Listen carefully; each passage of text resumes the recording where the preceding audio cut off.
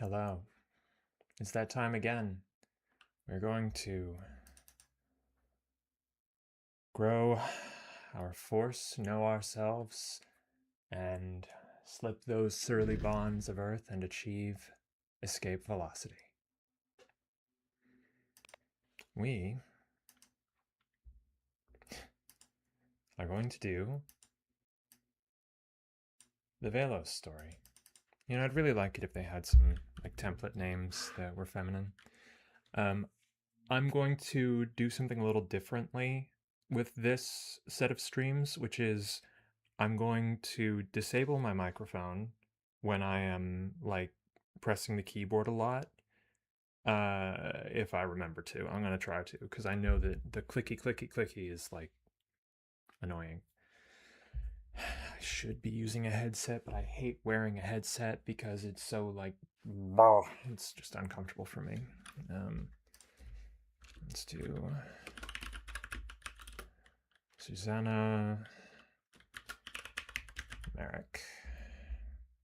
Maverick is a good name for a Susanna Merrick. And there's not much point in naming the ship because we're going to lose it before too long anyway. Alright, looks like y'all can hear me. It looks like the game is working. Let's go to space. And I'm going to be doing this in cinematic mode, which means that I'm going to be reading all of the text to you. So this should make for good listening, I hope. Except for this text. I'm not going to read this text. There's a lot here and it's very small.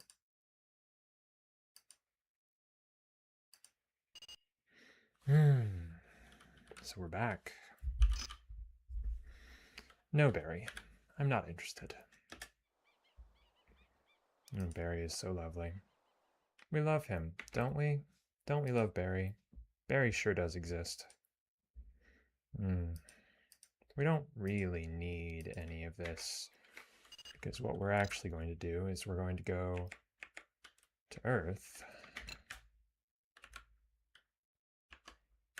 Actually, I don't think we even really need to go to Earth. We can just go to Nezra Prime.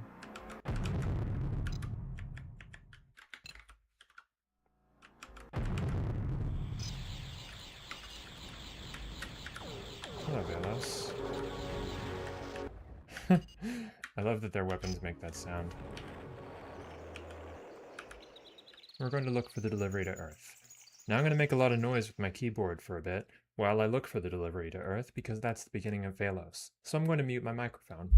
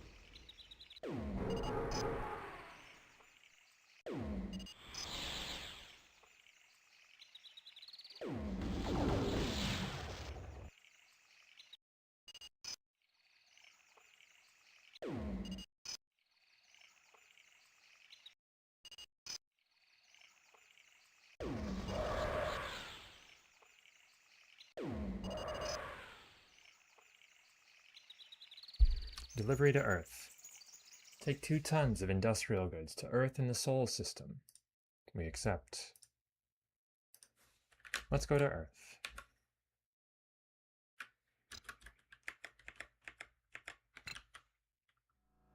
And off we go.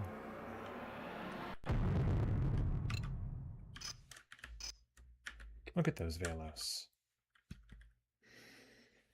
As a group of dock workers unloads the shipment of industrial goods from your cargo bay, you are a little surprised to see the traditional long hair and utilitarian jumpsuit of a Vell-os coming towards you.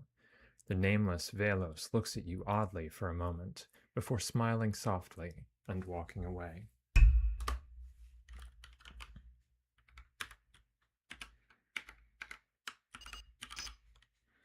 I'm going to go on mute for a moment again because I need to make the Vell-os appear which will take a moment.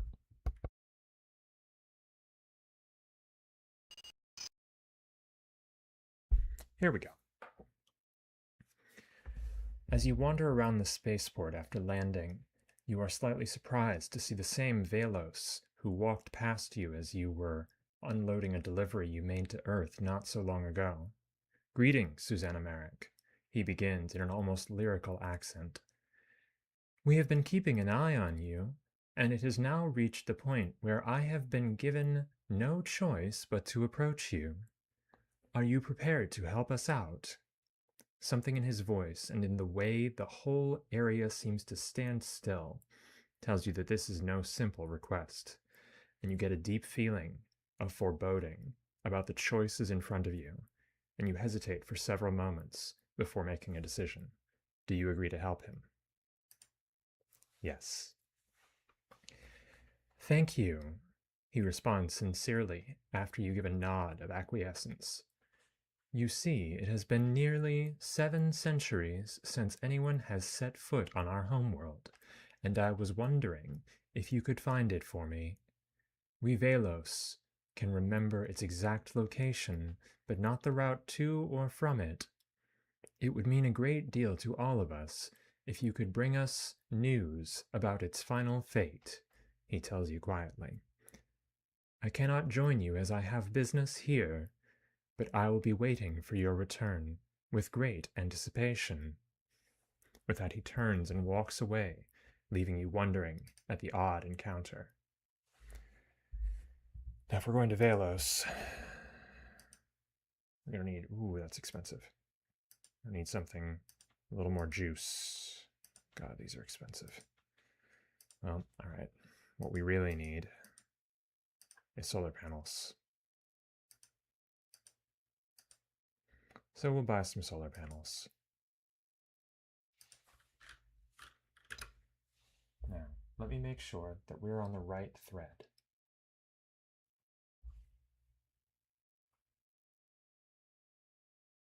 Yes, that's what I thought. All right. Memory serves, it's this way. And hopefully we will not end up marooned in a strange situation. Oh, I'm going to be using hyperskip, by the way.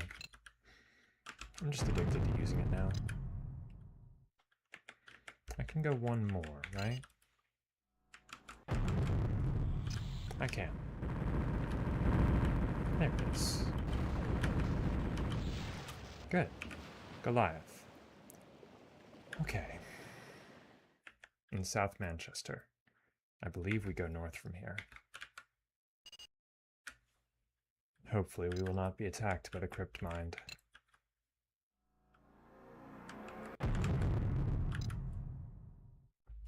That's right. I think it's this one.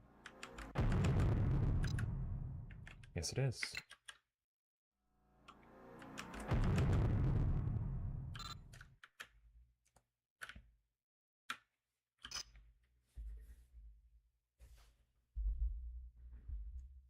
You are filled with sorrow at the sight of this destroyed world. You remember hearing the stories of the glorious Vell-os homeworld and its amazing beauty. Looking around, you cannot help but feel remorse at the actions of your predecessors. You wander around for as long as your biosuit will allow.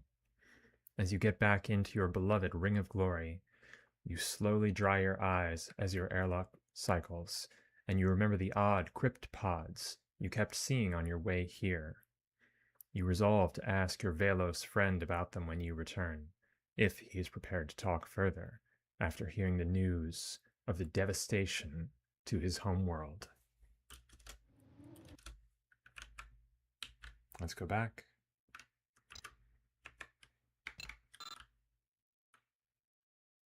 Oh, right, we're out of fuel. So this will take a moment. Although hilariously, I think there might actually be a wormhole up here. Let's check, because I never actually got verification during my previous runs. It isn't as though we have anything better to do while we refuel from the solar panels. The power of the sun keeps us moving on, spinning ever faster. The city never sleeps, the echoes of the footfalls already in the past. We've come around. There is no wormhole, or if there is, I've missed it. But that's okay.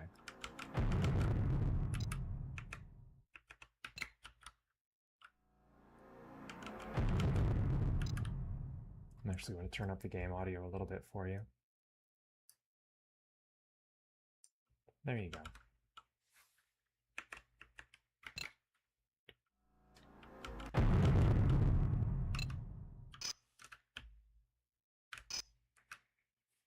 Let's land and refuel.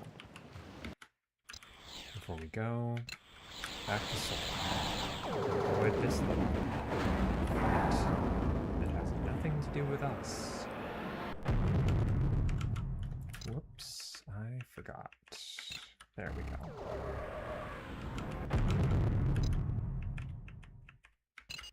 Back to Sol.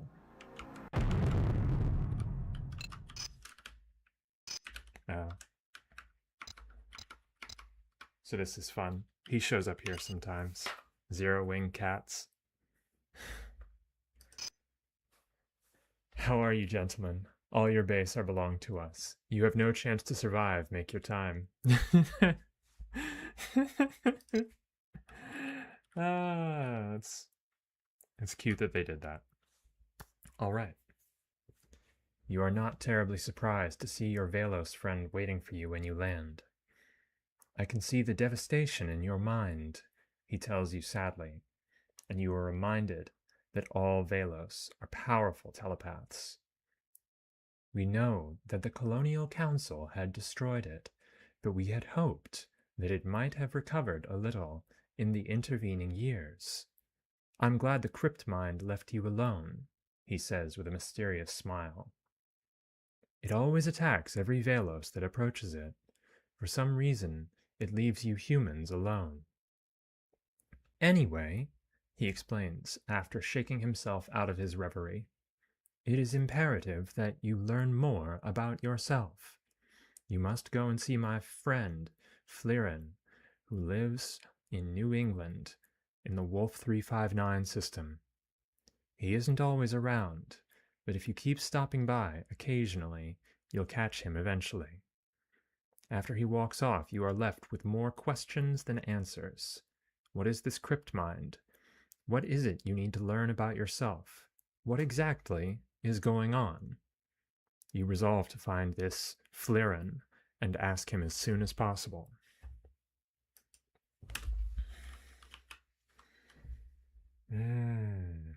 Yes. I'm actually going to turn the game audio down because I think that was a little loud. There we go. Okay. Yes. Talk to Flirin in Wolf 359. Let's go.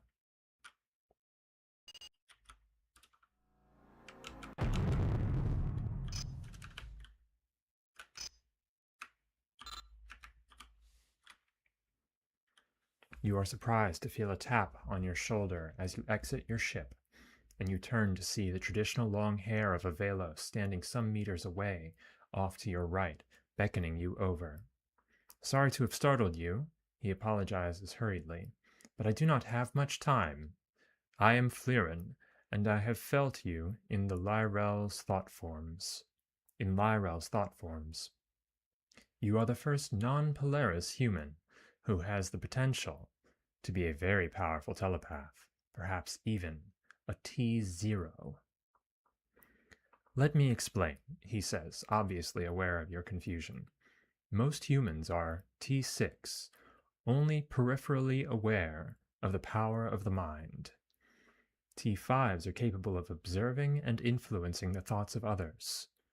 T4s have the ability to produce physical force using their minds alone, such as poking someone on the shoulder to get their attention. He waggles his finger at you, and he is about to continue when out from around the side of your ship burst a group of 4 men and 1 woman, all clothed in black, carrying deadly-looking blasters. "Is this her?" asks the woman of Flaren, who nods sadly. "Grab her." The 4 men jump on you, overpowering you in an instant, and you are led into the depths of a secure area of the spaceport, while everybody around pointedly looks the other way. Within minutes, you are anesthetized and put under the knife. When you wake up, you can feel a cold metallic lump attached to the back of your neck, and you know, without moving, that something has been attached to your central nervous system. "Just so you know, you now work for us," comes the commanding voice of the female leader of the team who captured you. "The device attached to the back of your neck was devised during the Vell-os War to enslave telepaths, and one has been attached to every Vell-os since then. Now that you have been pacified," she continues dismissively, "I am ordering you back to Earth to be trained by Lyral. Secondly, don't cut your hair ever again. Finally, you are not to buy any outfits or ships that are not Federation technology, and even then, only those that would not require a license. At this stage, we don't want you to stand out in any way, so you will have to make do with that. You can buy the licenses if you want, but they will be worthless to you. While I have you here, we will be temporarily disabling your access key to the public mission BBS, at least until you are more obviously a Vell-os." You find yourself nodding helplessly and complying with her wishes without thought. Scary.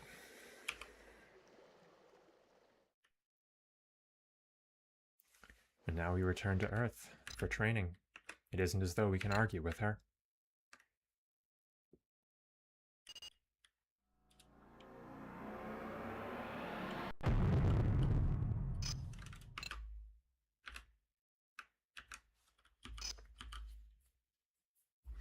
You are met by a solemn Lyral when you land. "I am truly sorry, Susanna Merrick," he tells you in the face of your anger. "But I, too, am a slave, and one of many rules we must abide by is to report all potential telepaths. But for you there is some hope. You aren't a Vell-os. There is a small chance that one day you may earn your freedom. In the meantime, we must endure our servitude together. Now," he says, "if you are to be enslaved, you may as well learn a little about your capabilities."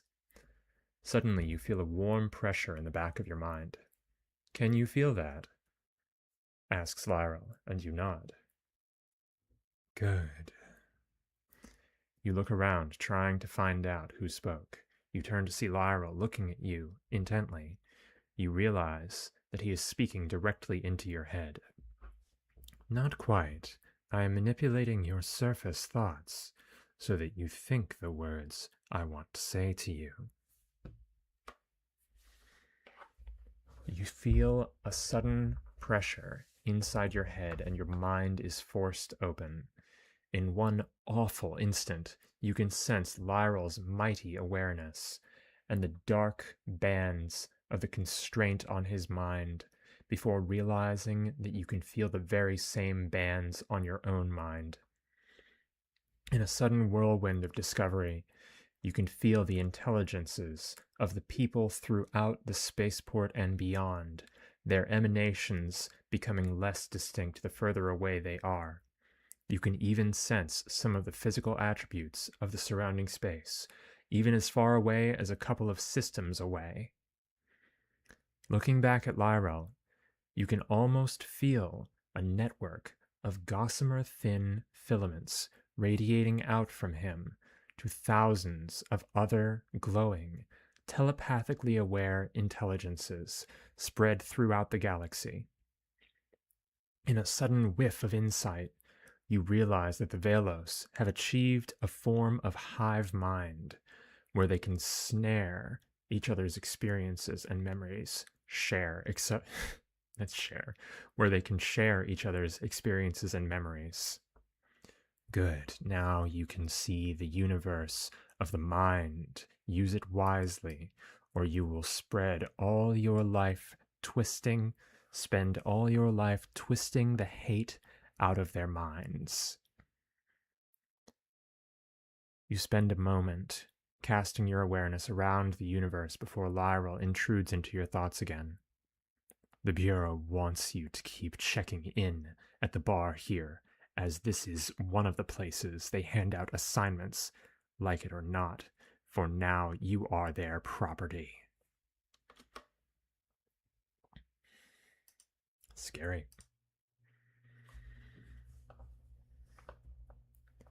When you walk into the bar, a young soldier stands up and indicates that you should follow him. You can sense that he works for the Bureau, and without thinking, you obey his nonverbal command. You are shepherded into a room that has a single spotlight facing the door. I'm sure you can appreciate the reasons behind our security precautions, begins a lovely female voice. It just wouldn't do for anyone to find out any more about the Bureau than they already have. As you sit, listening to her chair creak as she shifts her weight, your mind strains to make sense of the jumble of sensations in front of you.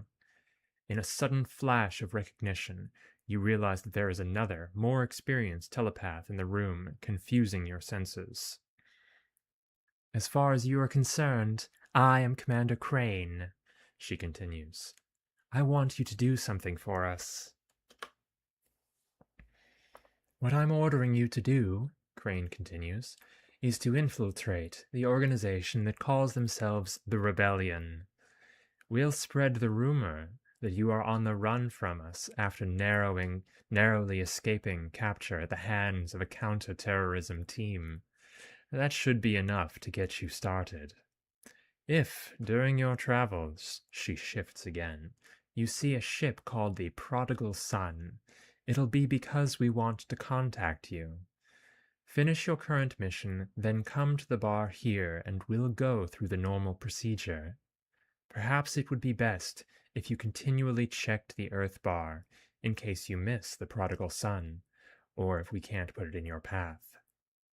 Go now to Rebel 2 in the Coria system, she orders with quiet authority, and tell the rebels you want to aid them somehow, as the Bureau is not what you thought it was. They will take it from there. Be careful, Susanna Merrick, she warned sincerely. I only just gained your services. I don't want you dying on me just yet.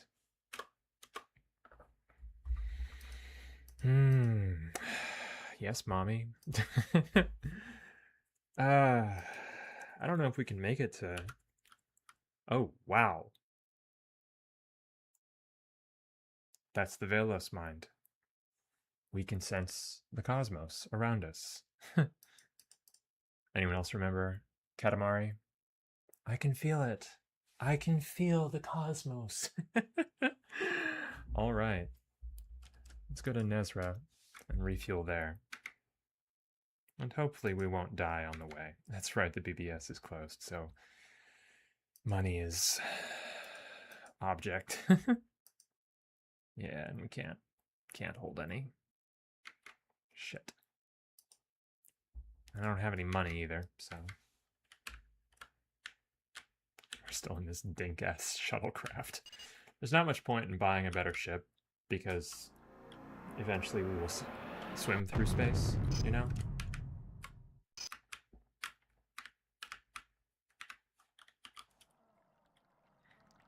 Okay.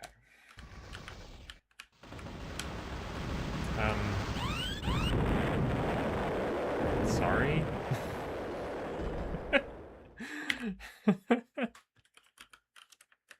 Whoops. Let's try that again. Maybe with less pirates this time. Okay.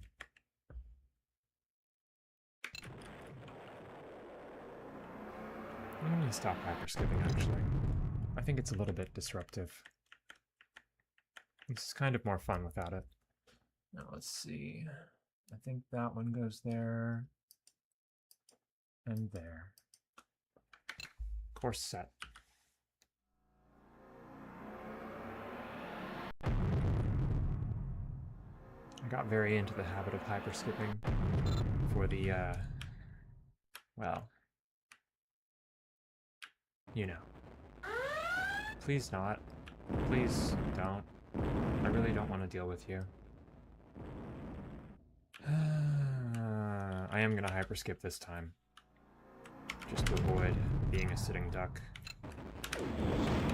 Damn.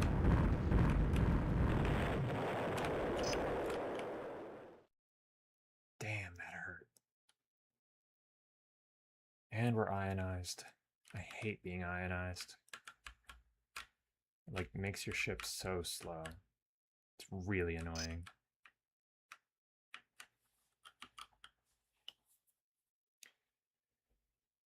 You are met by a slightly suspicious rebel dockmaster who inquires as to why you have landed here. You explain that you feel obligated to do something for the rebellion, seeing as they are fighting the Bureau.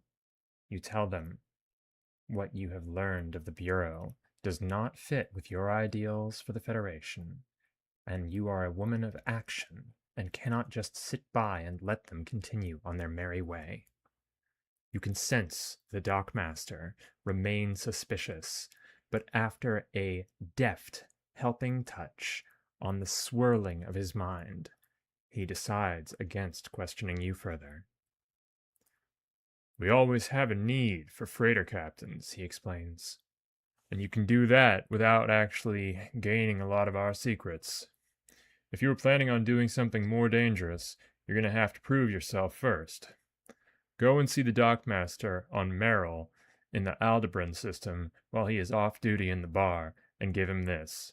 He hands you a small data crystal. He should be able to find something for you. I like giving him like a slightly country accent, you know? I wonder if we can make room by selling that to get another battery pack. That would be good. Let's try that. We don't need blasters on this thing. We will need more jumps. Now we're broke. And now I'm completely broke. Whee! That's fun. I hope they pay us. Alright, let's go back. Oh, come on.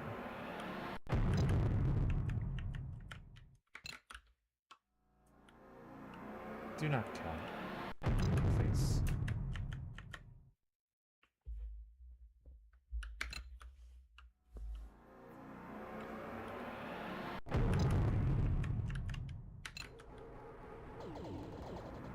Excuse me, gentlemen.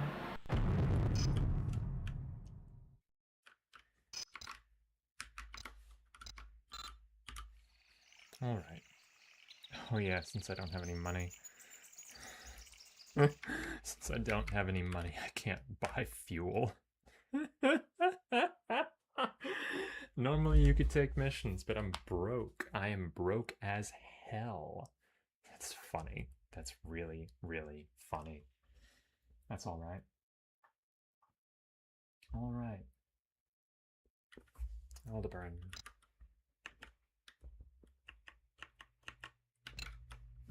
We'll make our way there. It'll be fine.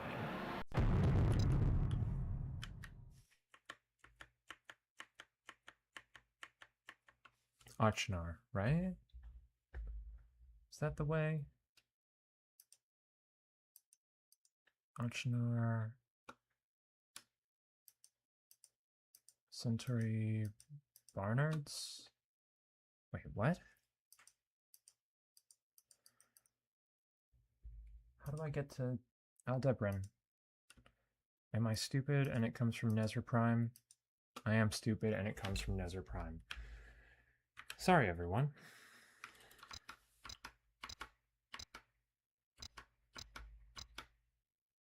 Let's try that again.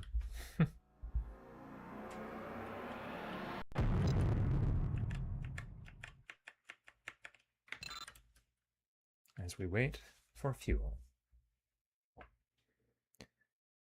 I kind of thought that doing this Vell-os storyline in a cinematic way might be nice because, I don't know. I was talking to my friend Lane, who has been watching these.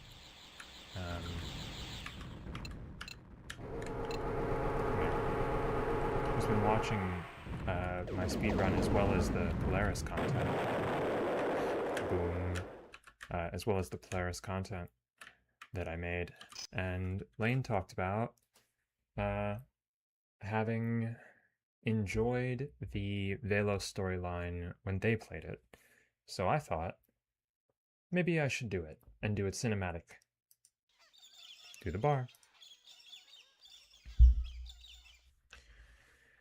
You ask the barmaid to point out the off-duty dockmaster, and she points out a stocky fellow enjoying a quiet drink.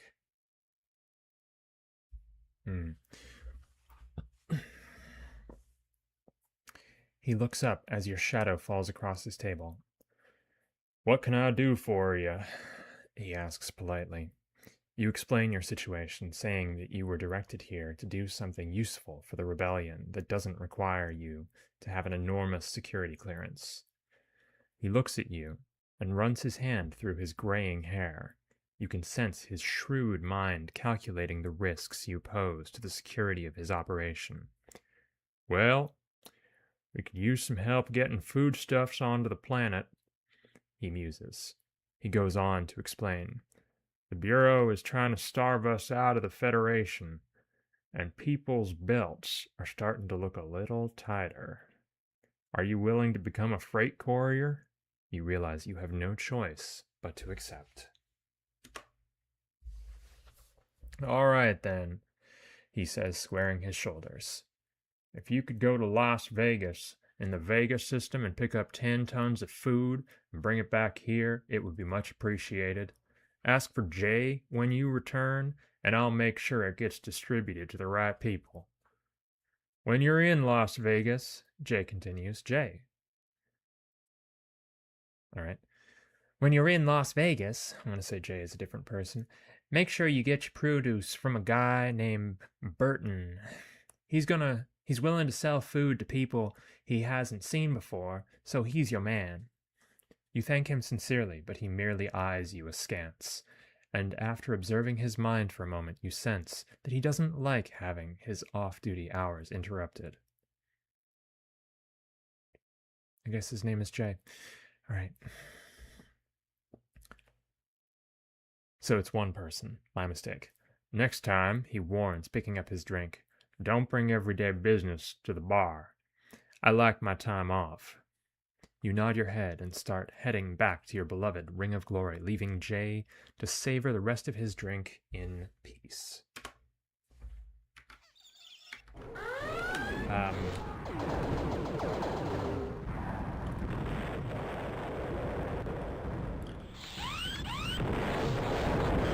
All right.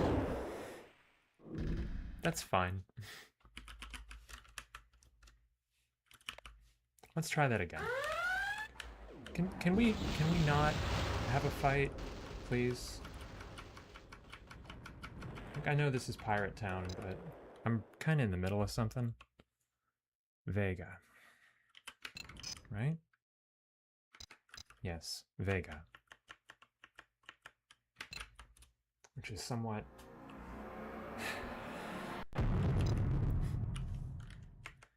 inconvenient because I'm still broke.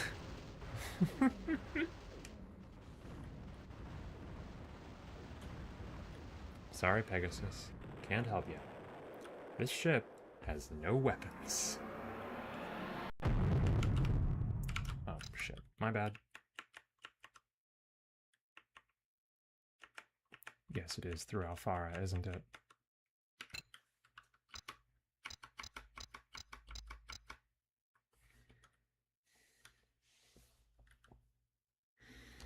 Tum-ti-tum-ti-tum, do-do-do-do-do. I'd really like to make some money so I can have lots of fuel. Holy crap. Let's go now. Vega. Let's go hide over here in the corner while we wait for the solar panels. One day. One day. There we go.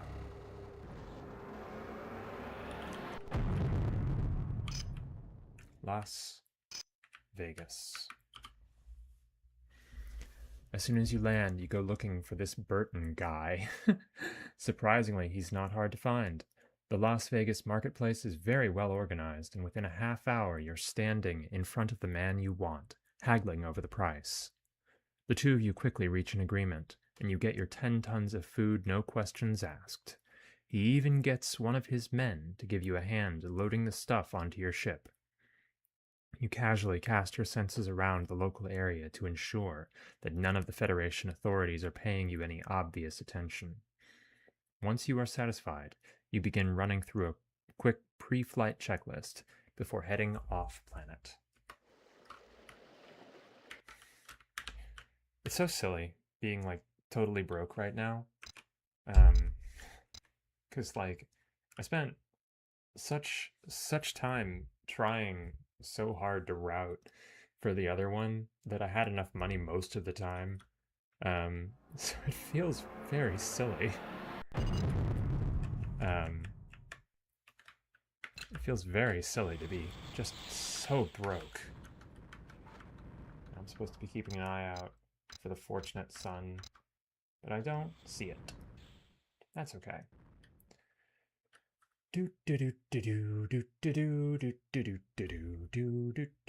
Let's wait for the thing.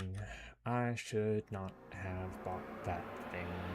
It would be nice to have some fuel. Nezra Prime.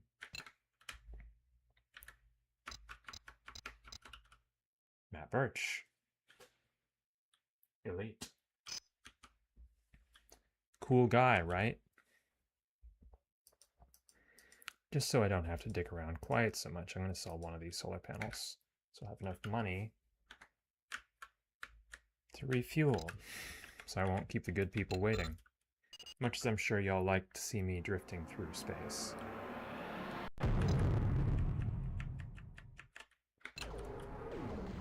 Alright. See you guys.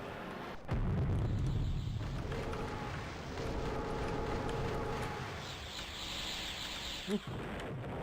Spicy stuff going on here. Hoo-wee. As you open the hatch, you are hailed by a smiling Jay walking across the concourse towards you. I take it you got it, he states with a grin and a wink, and you sense his relief. You realize that the rebels in this system must be living under terrible restrictions to survive the enormous Federation blockade of their world. After you show him your holds, he claps you on the shoulder. Come with me to my office, he says, and we'll see what can be done about payment and a regular run. We'll leave the unloading to the people who get paid for it. You follow Jay into his Spartanly furnished office, and he sits you down on a comfortable chair. I take it, he states, that you will be wanting to move your way up the ranks to the more exciting missions. When you nod, he grins and claps you on the shoulder again. Good to hear, he says with an approving smile. Of course, we live in times when trust is at a minimum, and if you want to become involved in the more exciting missions, then you have to prove yourself worthy by doing plenty of the tedious, lower-risk runs. To get you started, he goes on, I'm going to make these food drops a regular occurrence, and each one you do will go a little way to proving yourself to the rebel high mucky mucks. You nod in understanding. In the meantime, here's 15,000 credits to play with. He hands you a credit chip. Have a few drinks on me. With despair in your heart, you realize that you have taken the first step towards destroying these brave people.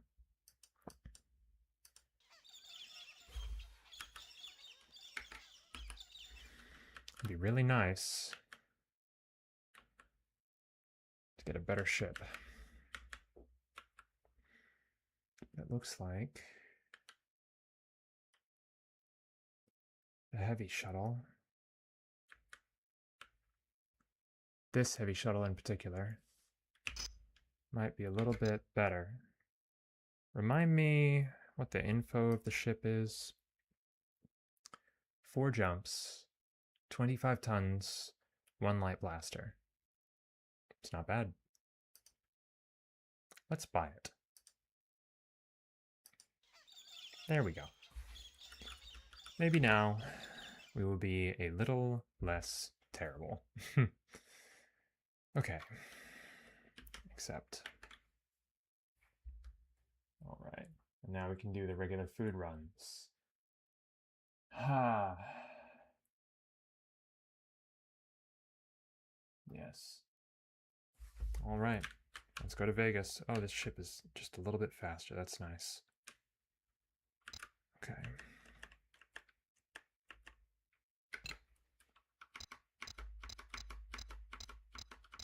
No fortunate son yet.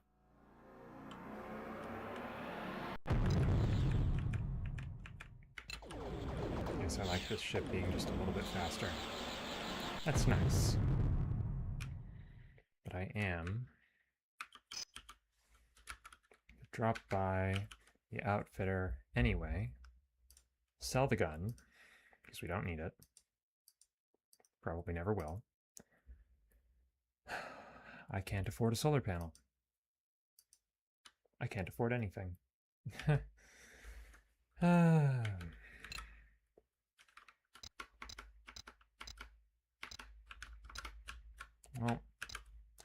I thought he just paid us. Maybe he didn't. Let's go back to Vegas. Viva Las Vegas.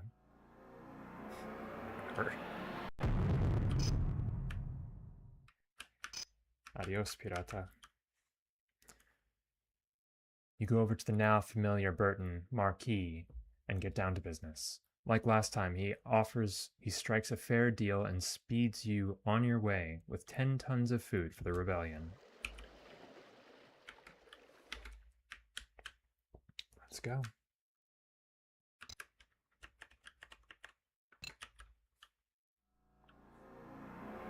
Running food for hungry people so that we can stab them later. What a happy circumstance. You know? Don't you just love... Anyway.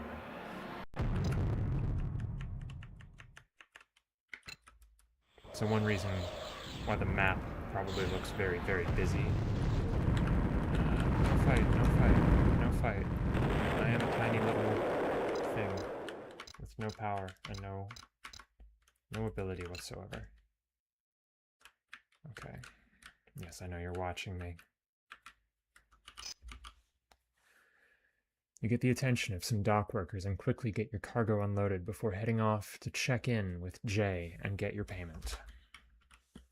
You find Jay in his office, hard at work at his computer. Come in, he says brusquely in response to your knocking. Back already? Oh, well, it's good to see you. We were looking a little short again, but your shipment should see us right. He fumbles around inside the drawers, I guess, of his desk, finally pulling out a slightly dirty credit chip. I believe that this is what you're looking for, he says with a grin. Keep checking the mission BBS. It won't be long until we'll be needing your services again.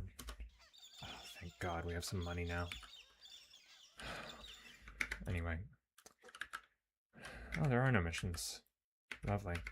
And that means... Whoops. Oh, shit. Okay. Exciting. Okay. You sense Jay's shrewd intelligence and happy outlook, but decide against looking in his direction so as not to risk revealing your telepathic capabilities. Captain Susanna Merrick, you hear yelled from the back of the bar when he finally notices you. Over here. You turn towards the voice and see him enjoying a drink.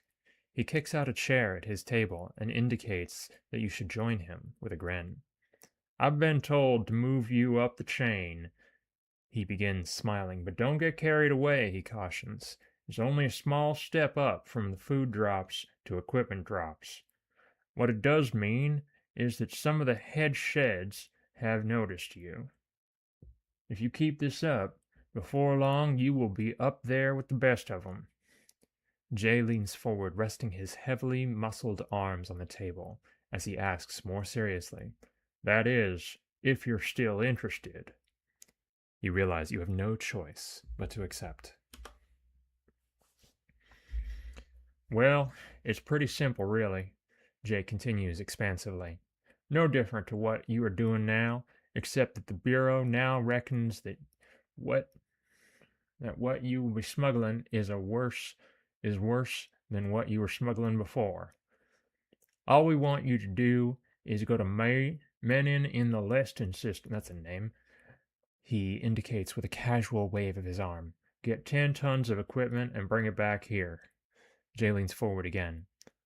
The man to go and see about getting this stuff, no questions asked, is a guy named Arpad. Arpad. He knows his work and is very competent. He'll make sure you're looked after. Good luck, Captain Susanna Merrick. America. Christ. Well, off we go. Arcturus is off of Nezra Prime. Let's go. And then I'm probably going to stop after we talk to the next person.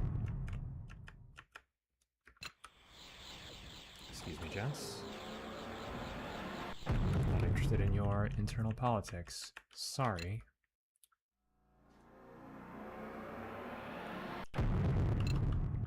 Menin.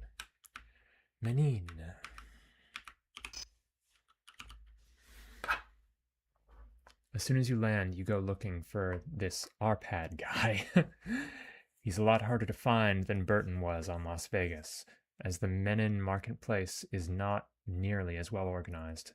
However, with the help of your telepathic abilities, after just over an hour of searching, you're standing in front of the man you want, haggling over the price. The two of you quickly reach an agreement, and you get your 10 tons of equipment, no questions asked. He even gets a couple of his men to give you a hand loading the stuff onto your ship. Once again, you casually cast your awareness around the area to ensure that none of the Federation authorities are paying you any obvious attention, before running through a quick pre-flight checklist and heading off-planet.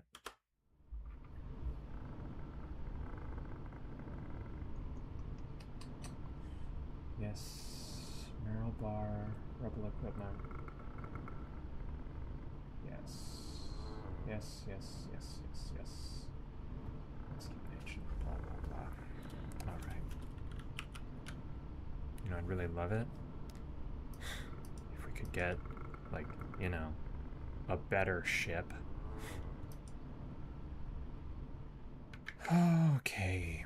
Well, we've got it. Now we're taking it over there.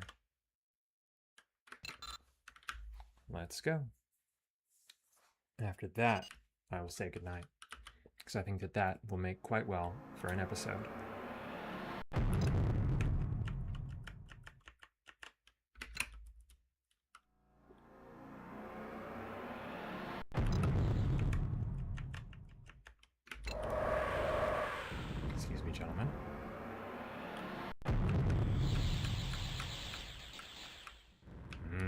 pirates. As soon as you open the hatch, you are hailed by a smiling Jay walking across the concourse towards you. "I take it you got what we wanted," he states with a grin and a wink, and once again you can sense the genuine relief at seeing you again. The rebels on this planet must really be struggling. To satisfy his curiosity, you bring him aboard and show him your hold, and he claps you on the shoulder. "Excellent work," he says. "Come with me to my office and we'll see what we can do about payment and another regular run. There are enough people around here who get paid to do the unloading, so why don't we let them do it?" Once again, you follow Jay to his Spartanly furnished office. "It looks to me," he states with a mischievous grin, "as though the people in charge of this are starting to look your way." He claps you on the shoulder again, and you observe the growing affection he is feeling towards you. "Well, you're on the way," he says with an approving smile. "Of course, it will take some time, and these things won't happen overnight, but I think that you have begun your long journey to the top. Keep putting in the hard yards, and you should get there. To help you out," he goes on, "I'm going to clear you to receive these equipment drops from the mission BBS so that you can check up on a few more brownie points. Clock up a few more brownie points."